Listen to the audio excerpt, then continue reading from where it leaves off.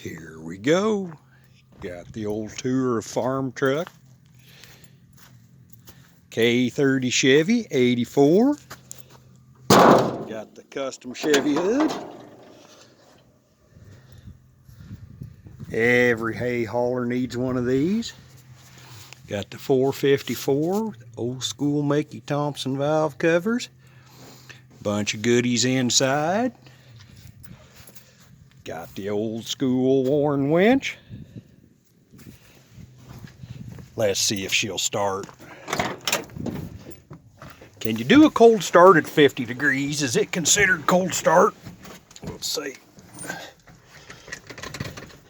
Got a few extra shifters down there just in case. Might need them.